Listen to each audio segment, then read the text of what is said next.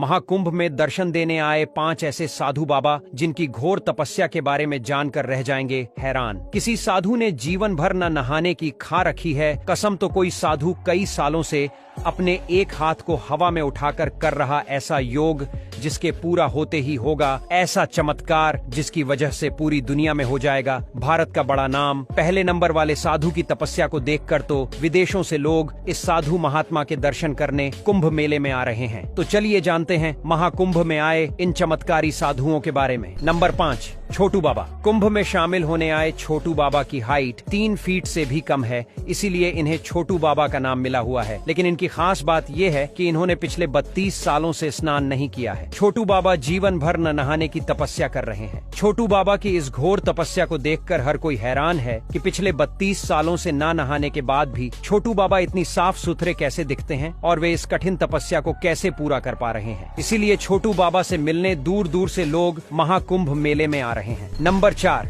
अनाज बाबा। कुंभ में शामिल होने आए अनाज बाबा की खासियत ये है कि ये बाबा पर्यावरण को ध्यान में रखते हुए ऐसी घोर तपस्या कर रहे हैं जो बड़े बड़े संतों के लिए भी कर पाना काफी मुश्किल है। दरअसल इन्होंने पिछले 5 सालों से अपने सर पर कई तरह की फसल उगा रखी है। अनाज बाबा के सर पर बाजरा, गेहूं और चना जैसी कई तरह की फसलें उगी हुई हैं। इन बाबा ने ये घोर तपस्या इसलिए शुरू की थी ताकि ये दुनिया भर में पर्यावरण संरक्षण का संदेश दे सके। नंबर 3, राधे पुरी बाबा। उज्जैन के रहने वाले राधे पुरी बाबा की तपस्या के बारे में जानकर पूरी दुनिया हैरान है। दरअसल राधे पुरी बाबा ने पिछले 15 सालों से अपना एक हाथ हवा में उठा रखा है। उनकी तपस्या के कारण उनके इस हाथ ने काम करना भी बंद कर दिया है, लेकिन इसके बावजूद भी उनका हाथ कभी नीचे नहीं हुआ। राधे पुरी बाबा के नाखून और उंगलियां भी एक दूसरे से जुड़ चुके हैं, जिस वजह से उनकी तपस्या को सबसे कठोर तपस्या भी माना जा रहा है। राधे पुरी बाबा का कहना है कि वे विश्व कल्याण के लिए इस तरह की तपस्या कर रहे हैं और जीवन भर उनका ये हाथ हवा में ही रहेगा। नंबर 2,